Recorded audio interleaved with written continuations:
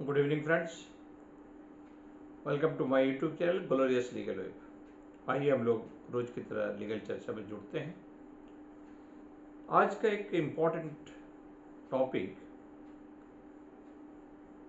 Specially जो हम लोग क्रिमिनल केस से डील करते हैं, और आप सब जानते हैं कि केसेस जो है कई साल 2 4 5 साल तक चले जाते हैं और उसका कन्विक्शन नहीं हो पाता या कुटिल नहीं होता पाता। कहने का मतलब है कि केस जो है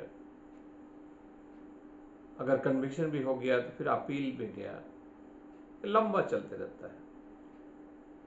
तो एक कंटिन्यूस प्रोसेस, यानी एंड ऑफ द जस्टिस जो है, जस्टिस के जो अंत में एक जस्टिस मिलना चाहिए, इतने में जो है एग्रीव्ड पर्सन्स जो है थक जाते हैं। तो हमारी भारत सरकार जो है एक नया बिल लाया है, जिस बिल का नाम है द जन विश्वास अमेंडमेंट ऑफ प्रोविजंस एक्ट 2023। तो एक्चुअली इसी अमेंडमेंट एक्ट के ऊपर ही आज हम लोग चर्चा करेंगे। तो विषय है द जन विश्वास amendment of provisions act 2023। Actually this act was enacted by the government of India to promote ease of doing business and reduce unnecessary criminalizations of the minor offense। तो हमारे गवर्नमेंट का जो उद्देश्य है कि छोटे छोटे जो क्रिमिनलाइज ऑफेंस है, तो इसको जो है अननेसेसरी जो क्रिमिनलाइजेशंस का माइनर ऑफेंस है, इसको इरेज किया जाए, इसको हटाया जाए, और इसके लिए कोई वैकल्पिक जो है दंड प्रक्रिया सामने आए। यानी हमारे जो फिनेंशियल एक लायबिलिटी के रूप में, पनिशमेंट के रूप में इम्पोज किया जाए।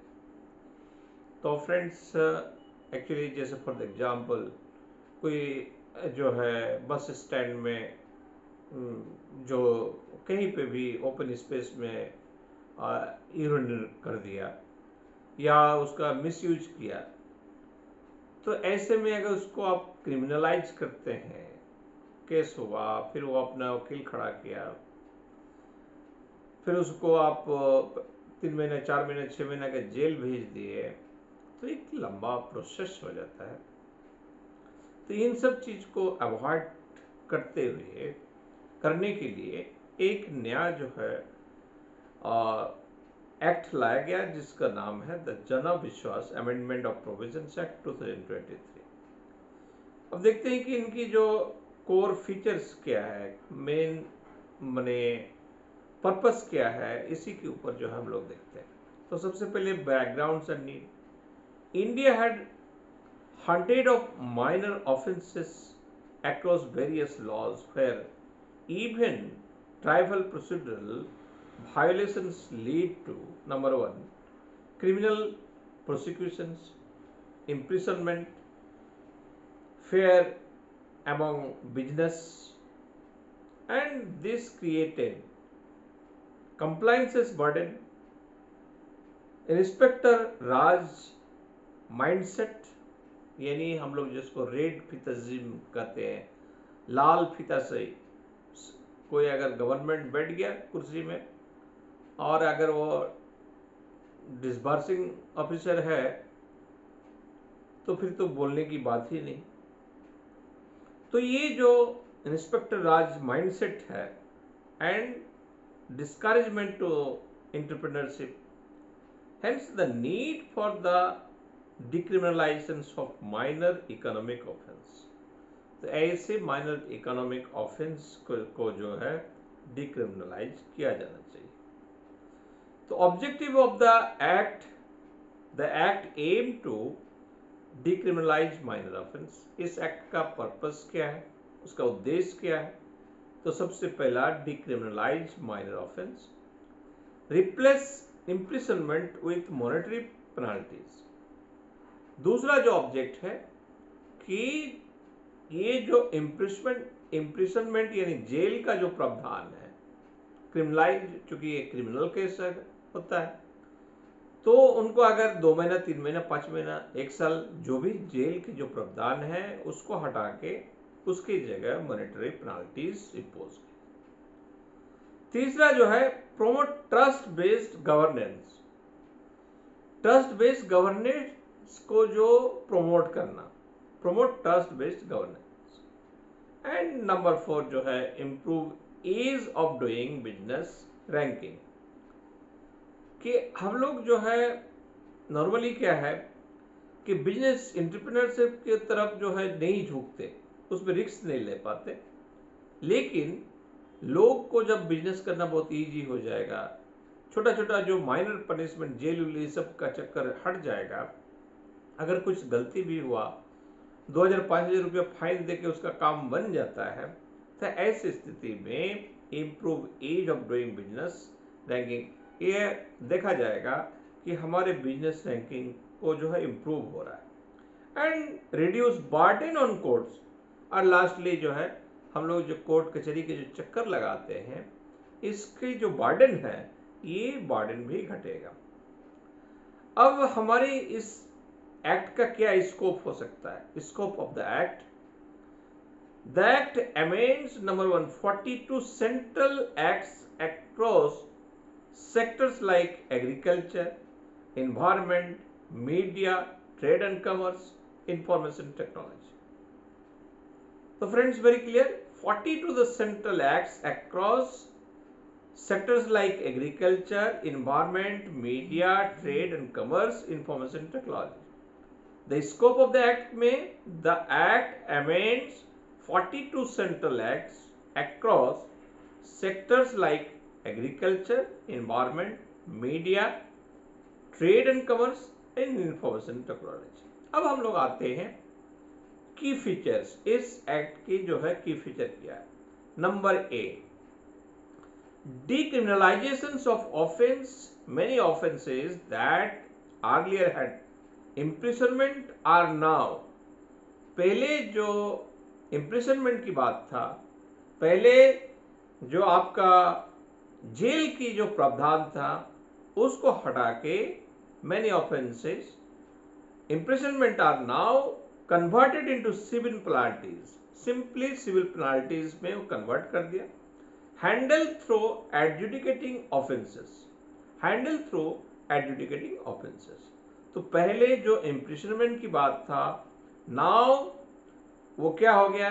converted into civil penalties, handle through adjudicating offenses. Number B, introductions of adjudications mechanism instead of the court's cases handled by designated officer, faster resolutions, reduced litigation. तो अब क्या है कि कोर्ट कचहरी नहीं जाके किन्हीं ऑफिशियल्स के वहीं पे आपका जो प्रॉब्लम रिजॉल्व हो जाए।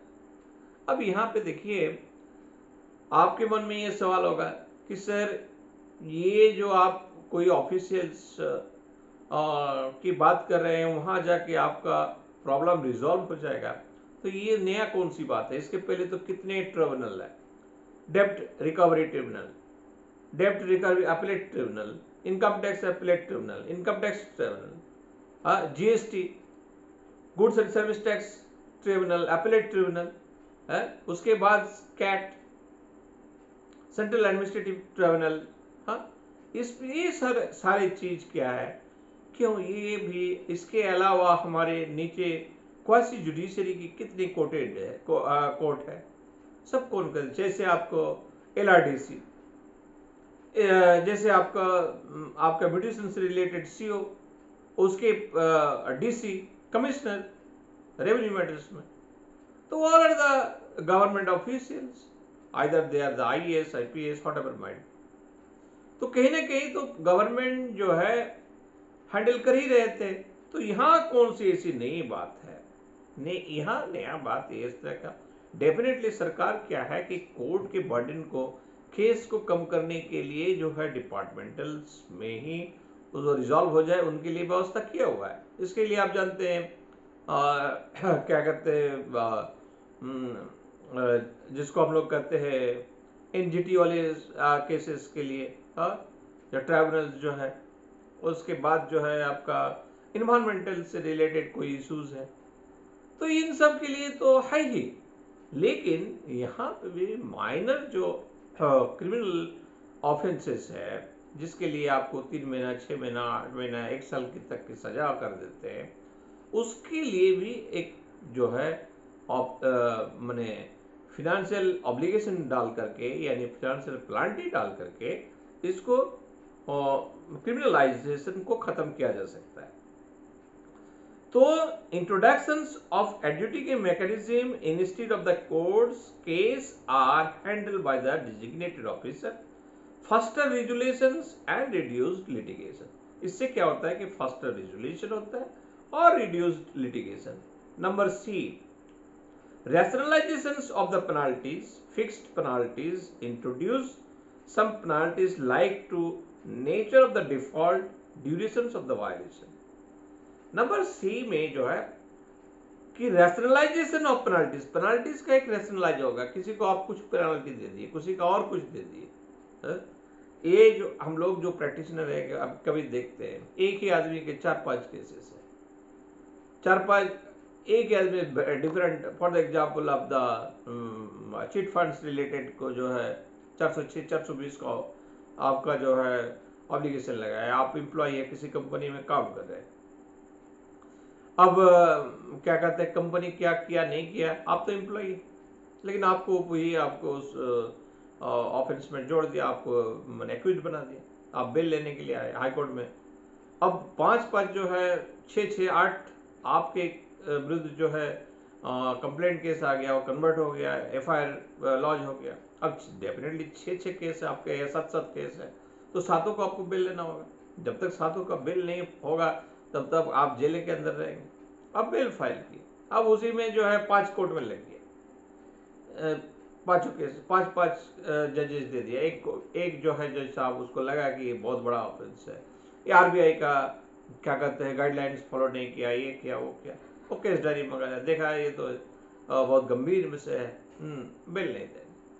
तो एक ही सेम माने cause of actions, there are different